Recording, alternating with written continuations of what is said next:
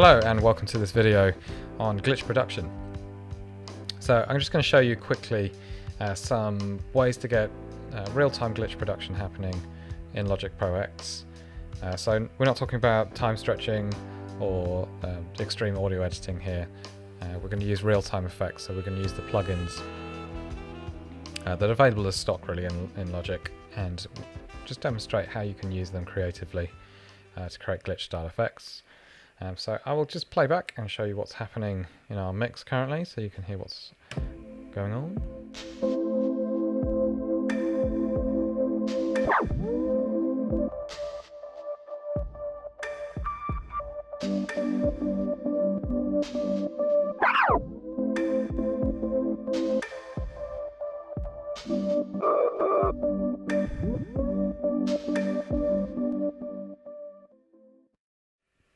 Okay, so there's a number of different glitch effects happening there, which we'll start to break down now. Okay, so the first one, as you can see in our channel strip, is the tremolo effect. So let's jump to our blank track here, which has the same deep pad going on, just with none of the glitch effects. So let's have a listen to it on its own.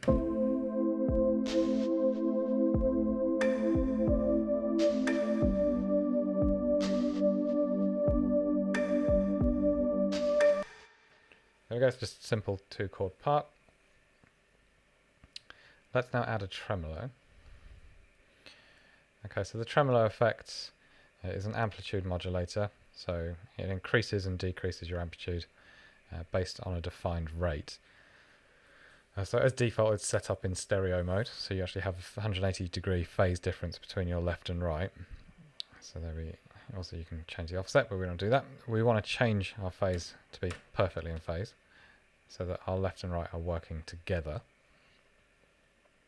Okay, and then also we want to change the symmetry to square wave, like so. So we have a defined on and off effect occurring here. Okay.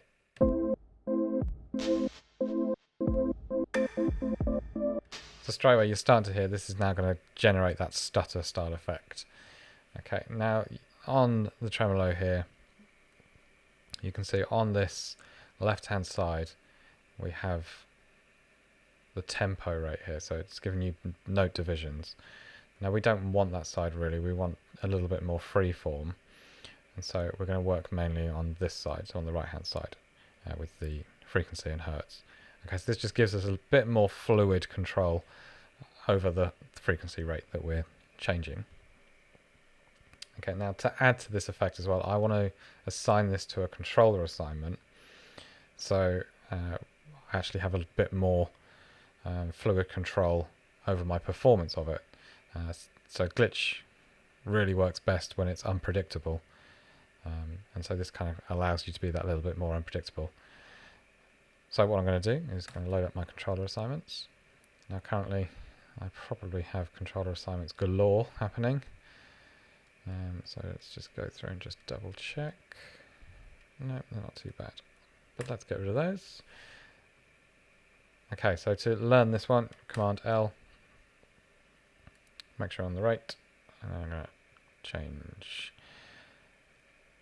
a value on my jog wheel, like so. Take out learn mode, let's reassign to that one.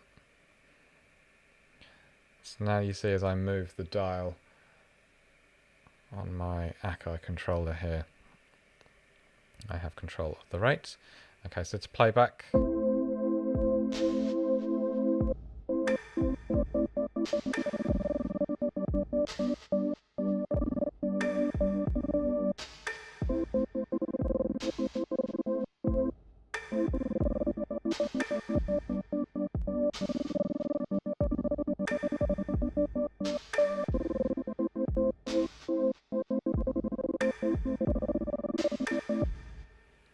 there we go. So that's your first sort of fluid real-time glitch effect achievable using the tremolo in Logic. Okay, so the next style of effect is a little bit more of that liquid style glitch effect that we're going to get using a tape delay. Okay, so I'm just going to bring up the standard tape delay in Logic. Let's make it a little bit bigger for you. Okay, so delays work by splitting your signal to your dry output, but then also to a delayed buffer, which we call our wet output. And then that buffer will play back over after a specified amount of time determined by your delay time here. Okay, so we can actually use this to sort of notch and nudge the playback speed as though we were not sort of nudging a tape. Okay, so we can actually take our dry signal all the way down. So I'm going to just leave 5% in there, just so that we can have a little bit of frequency modulation going on too. We're going to have a very low feedback, again, something just around here. I'm also just going to use the clip threshold to colour the sound a little bit. And I'm going to use the diffuse mode. Okay, so we're going to work with fairly fast delay times, which isn't really that important to the sound. What's important is the way that we're going to nudge between different ones. Okay, so I'll play back.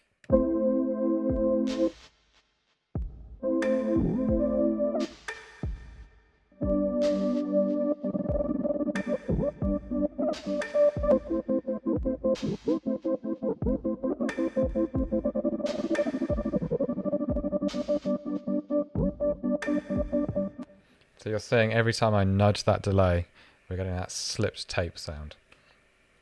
Okay, you can increase the length of that sound as well by adjusting the smoothing rate here. So having no smoothing rate means that you're jumping instantly to the next speed. So let's have a listen to that. So you see, because we got pretty much no feedback, you're not hearing any change. But if we have a longer smoothing time, you'll hear a sort of longer sound transitioning between the two effects.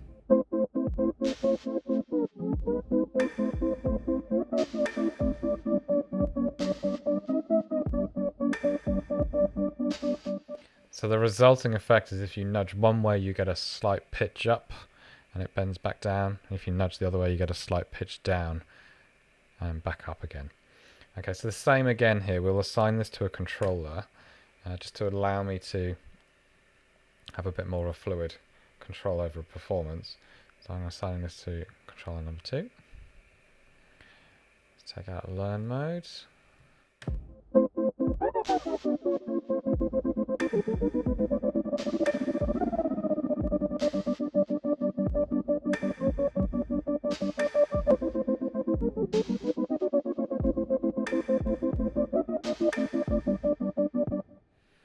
And there we go. So that's how you get that sort of tape morphing glitch effect sound. So you can adjust your smoothing rate to change how extreme that pitch bend is. And you can also adjust your feedback, and you can get even crazier effects by having more repeats on there.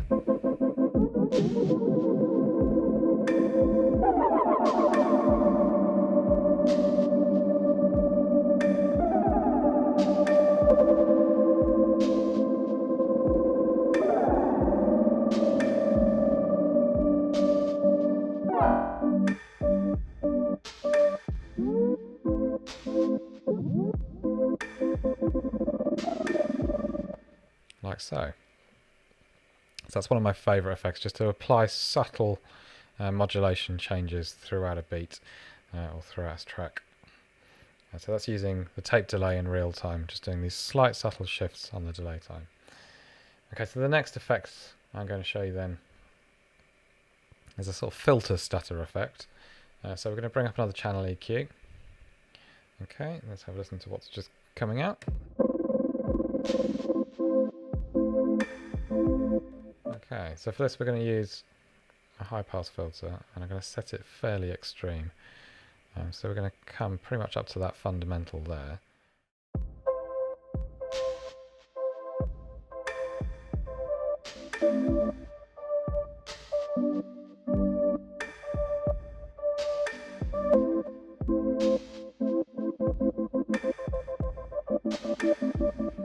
Okay, and exactly as I'm doing there, we're just going to turn that high pass filter on and off, and we can do it times throughout the song just to get that sort of stuttered, filtered effect.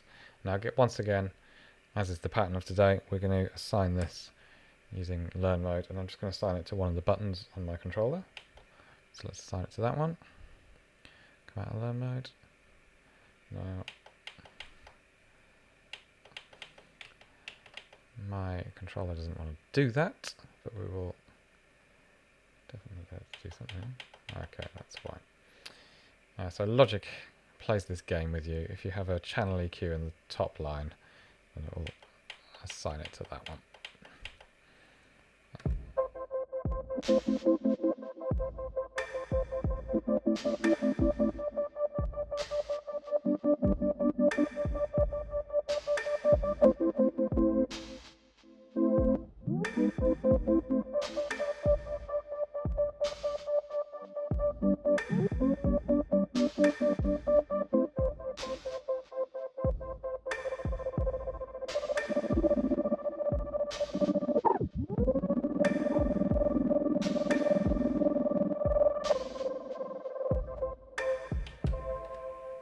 So there we go, that's how you can get sort of on-off filtered effect, which works quite nicely throughout a song to add a little bit of glitch.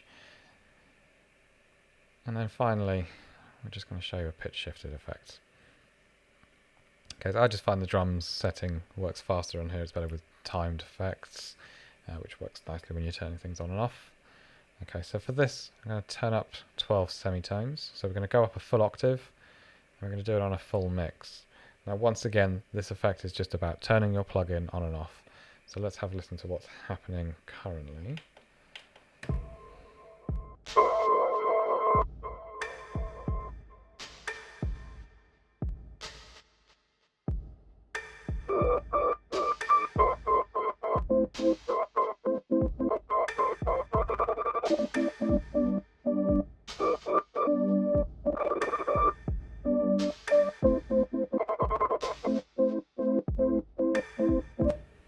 Okay, so there, all we're doing, turning it on and off in time, just to create these sudden shifts in pitch. To create a nice glitch. So once again, we're going to use the on and off as a controller assignment. So again, Command L. I'm going to click on my second controller button. And now I have the ability to turn it off.